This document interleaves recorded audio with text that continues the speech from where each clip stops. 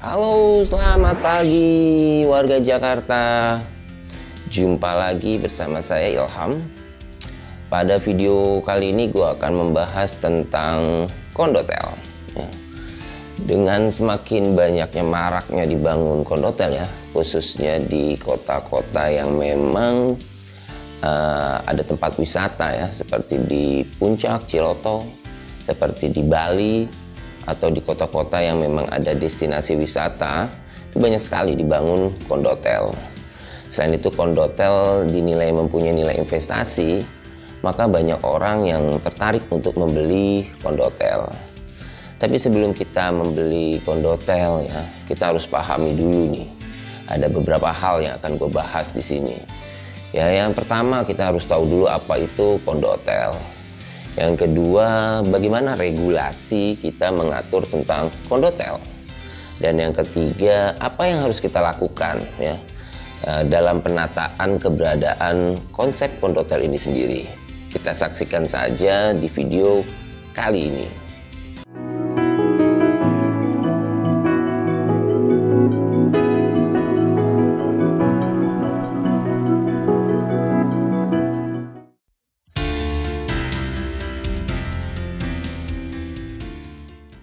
Apa itu kondotel? Kondotel itu secara definisi ya, terminologi, nggak ada itu definisi baku tentang kondotel itu. Ya, kondotel itu kan menggabungkan dua konsep, antara konsep kondominium dan konsep hotel. Jadi kondotel merupakan gabungan ya, istilah kondominium dan yang satu adalah istilah hotel. Kondominium itu sering dipersamakan dengan rumah susun atau apartemen, yang merupakan tempat tinggal atau tempat hunian yang kepemilikannya itu kepemilikan bersama ya.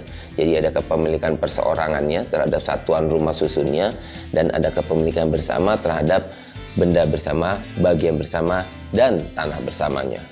Sedangkan hotel merupakan bangunan komersial yang difungsikan sebagai sarana menginap bagi masyarakat umum. Nah, dua konsep ini coba digabungkan ya, kemudian lahirlah istilah yang sering disebut dengan kondotel. Kenapa dua konsep ini digabungkan? Tentu ada tujuannya agar dua konsep ini digabungkan ya. Tujuannya tidak lain agar kamar-kamar hotel itu dapat diperjualbelikan. Tanpa menggabungkan dua konsep ini, maka kamar-kamar hotel itu tidak dapat diperjualbelikan. Karena pada hotel itu kepemilikannya tunggal. Ya, jadi bangunan gedungnya, tanahnya, benda-benda dan bagian yang ada pada hotel tersebut dimiliki oleh satu orang. Maka tidak bisa diperjualbelikan kamar-kamar hotelnya. Maka digabungkanlah dengan konsep apartemen atau rumah susun. Karena konsep kepemilikan apartemen atau rumah susun itu kepemilikannya ada perorangan tadi yang sudah saya sebutkan, dan juga ada kepemilikan bersamanya, benda bersama, tanah bersama, dan bagian bersama. Maka kamar-kamar hotelnya nanti akan terbit sertifikat kepemilikan atas satuan rumah susun yang dapat diperjualbelikan. Bahkan hampir ya, kalau saya menyebut hampir, bukan 90% nih saya menyebutnya, hampir 99% ya, dalam proses sebelum dibangun dan dalam proses pembangunan ya, kondotel itu tunduk kepada undang-undang tentang rumah susun ya, atau yang kita kenal dengan Undang-Undang Nomor 20 2011 tentang rumah susun. Pada kondotel ada perteraan yang sebagaimana halnya ada pada rumah susun.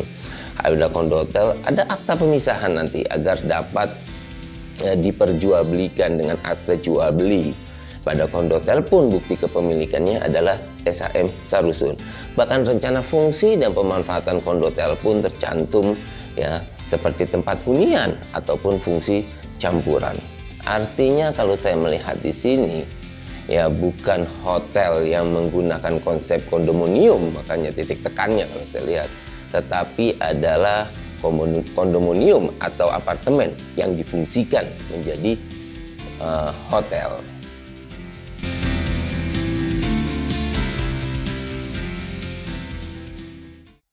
Bagaimana regulasi mengatur tentang kondominium hotel ini atau disebut dengan kondotel, apa yang harus kita ketahui nih sebelum kita membeli apartemen? Seperti yang video sebelumnya saya menyatakan jangan sampai kita beli kucing di dalam karung ya. Banyak kerugian yang diperoleh oleh kita. Yang pertama ya, ketika kondotel itu meminjam konsep rumah susun, maka di dalam undang-undang rumah susun itu hanya diatur ada dua fungsi, yaitu fungsi hunian dan fungsi campuran. Ya, fungsi campuran itu adalah fungsi di dalamnya ada fungsi hunian dan bukan hunian. Ya, dengan titik tekannya tetap pada fungsi hunian.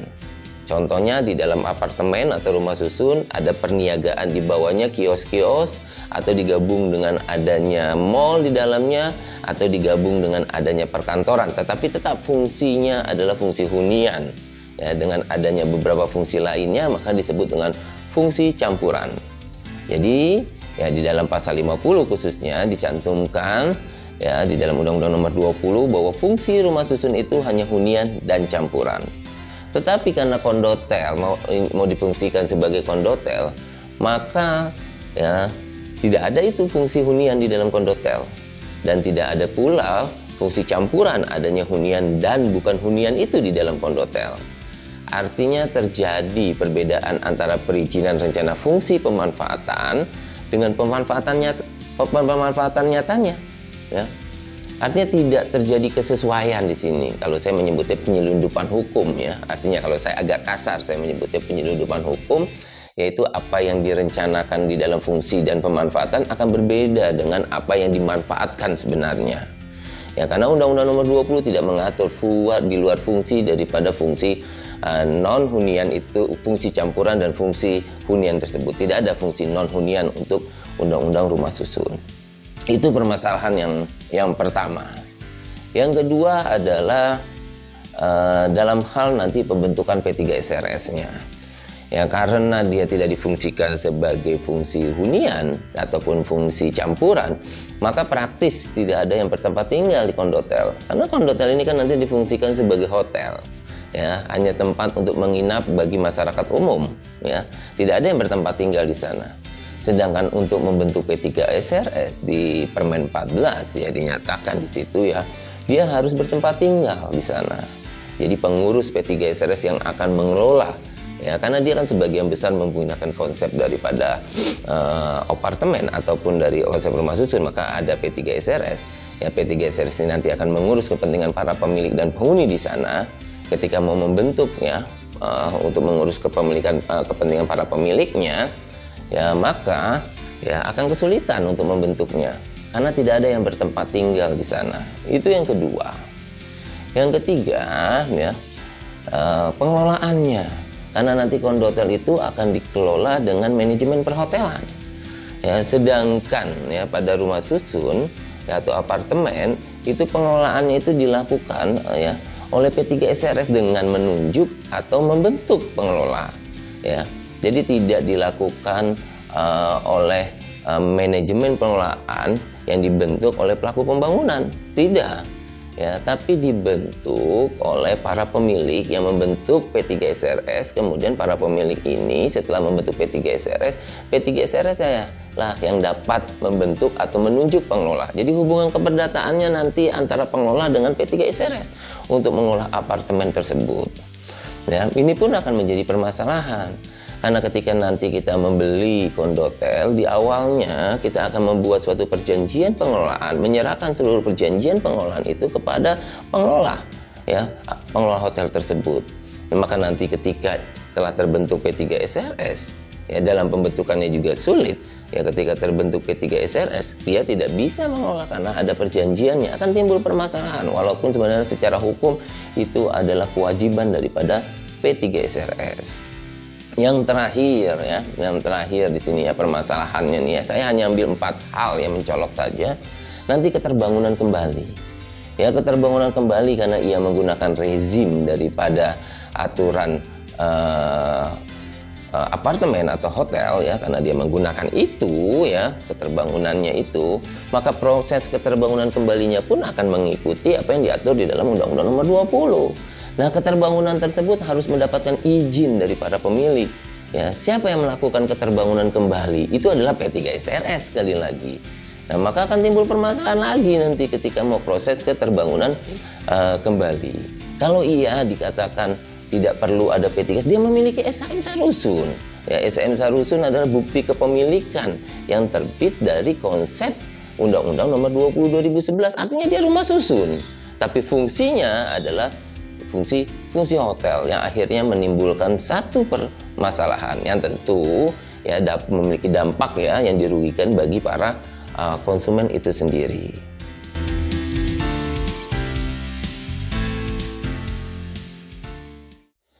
Yang ketiga, bagaimana ke depannya tentang keberadaan kondotel ini? Kalau saya, ya sebagaimana saya pernah menulis ya, saya menyarankan ya, ada dua pilihan hukum sebenarnya yang bisa dilakukan ke depannya. Yang pertama adalah merubah Undang-Undang Nomor 20 2011, yaitu memasukkan fungsi non-hunian di dalam Undang-Undang 20 2011. Artinya selain fungsinya hunian, ya selain fungsinya campuran, ada hunian dan bukan hunian di dalamnya, dan ada fungsi non-hunian yang berdiri sendiri. Nah nanti untuk kondotel, untuk perkantoran yang memang akan digunakan konsep kepemilikan bersama dan ada kepemilikan perseorangan, untuk mall yang berdiri sendiri tapi ingin diperjualbelikan unit-unitnya, bisa menggunakan konsep Undang-Undang Nomor 20 2011 tentang rumah susun. Jadi masukkan fungsi non-huniannya. Apa itu dimungkinkan? Sebenarnya dimungkinkan saja. Kita tahu secara historis sebelum lahirnya Undang-Undang Nomor 20 2011 ada Undang-Undang Rumah Susun yang lama. Ya, Undang-Undang Rumah Susun yang lama itu mengatur tentang fungsi non-hunian, bahkan di penjelasan umumnya dan ya di ketentuan umumnya dicantumkan adanya fungsi non-hunian. Ya, bahkan ketika turun ke dalam PP-nya ya itu juga diatur bahwa ada fungsi non-hunian yang berdiri sendiri. Tapi setelah keluar Undang-Undang Nomor 20 dihilangkan fungsi itu. Akibatnya kehilanganlah dasar hukum bagi bangunan gedung yang ingin menggunakan konsep kepemilikan bersama dan perseorangan tapi tidak difungsikan sebagai fungsi hunian. Maka perlu dimasukkan kembali di sana. Tentu nanti dalam pembentukan P3S dan pengelolaannya harus ada lex spesialisnya, artinya ada regulasi khususnya, memberikan pengaturan khususnya bagaimana untuk pengelolaan bangunan gedung yang tidak difungsikan non-hunian tetapi dia menggunakan konsep ada kepemilikan bersama dan perseorangan tersebut. Yang kedua, ya langkah hukum yang bisa dibentuk adalah dengan membentuk undang-undang properti. Ya undang-undang yang memang dicita-citakan cukup lama. Tapi sayang ya undang-undang properti belum pernah masuk ke dalam prolegnas ya. Akibatnya belum ada ya buah-buah atau benih-benih, nah saya sebut undang-undang properti. Maka satu cara merubah undang-undang 20 bisa dilakukan ya untuk lebih cepatnya agar undang-undang 20 itu bisa mengakomodir non-hunian. Ya atau kalau mau lebih ekstrim kita GR saja ke MK pasal 50 tadi dengan beberapa argumentasi ya agar pasal 50 itu dimaknai ya bahwa termasuk non-hunian di dalamnya. Dan kemudian MK memberikan ya kepada pembentuk undang-undang perintah konstitusional agar ya membedakan antara fungsi hunian dan non-hunian tersebut dalam pembentukan P3SRS dan pengelolaannya. Bisa saja dilakukan ya hal tersebut, tapi saya tidak mendahului daripada Mahkamah Konstitusi. Nah, bagaimana untuk konsumen itu sendiri ketika membeli ya suatu kondotel? Pertama, pahami PPJB-nya. Ya, bagaimana hak kewajiban di dalam PPJB-nya? Ya, di dalam PPJB-nya. Yang kedua, pahami perjanjian tentang pengelolaannya. Ya, ada baiknya memang walaupun itu adalah konsep hotel, tapi kedepannya setelah masa transisi itu berakhir, maka pembentukan P3SRS itu tetap diperbolehkan dengan kekhususan tertentu.